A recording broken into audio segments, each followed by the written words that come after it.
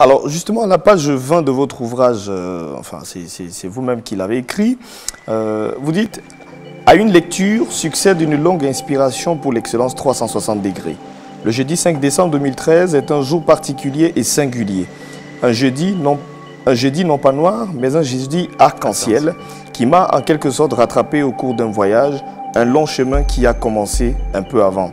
Je suis allé en Afrique du Sud, en cette terre de Nelson Mandela, faire une sorte de pèlerinage à Robben Island. Robben Island, lieu où Nelson Mandela a passé l'essentiel de ses 27 ans de prison pour troubles à l'ordre public, terroriste osant faire l'apologie de l'égalité entre les races et osant s'élever contre les lois de la République qui prônaient en toute l'égalité, le développement séparé, l'apartheid. Alors, racontez-nous un peu votre histoire du 5 septembre. Du 5 décembre. Comment est-ce que vous apprenez la nouvelle du décès de Nelson Mandela, vous particulièrement?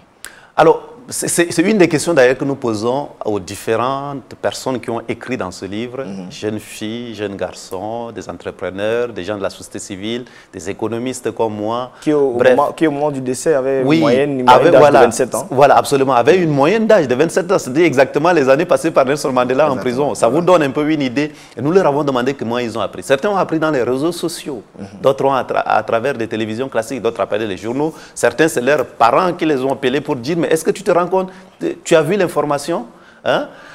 Donc, en fait, moi aussi, j'ai appris la nouvelle.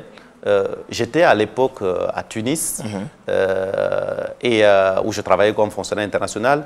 J'étais là-bas et le soir, je m'apprêtais, il était autour de 22 h, et je m'apprêtais à aller en pharmacie, simplement, acheter des médicaments.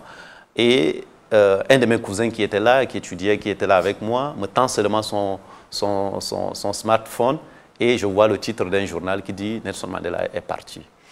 Donc, je ne pouvais plus aller acheter les médicaments. J'étais saisi d'un sentiment un peu contrasté. D'abord, une sorte un peu de joie et ensuite de tristesse. Joie d'abord parce que je revois se défiler la vie de cet homme. Mon voyage en Afrique du Sud, à Robben Island, où vous arrivez dans une cellule, on vous dit que l'essentiel des 27 années de vie de cet homme, c'est dans cette cellule. Vous êtes saisi d'abord de cela. Voilà quelqu'un qui s'est battu pour vivre ce que j'appelle une vie utile. Donc, il pouvait partir en paix.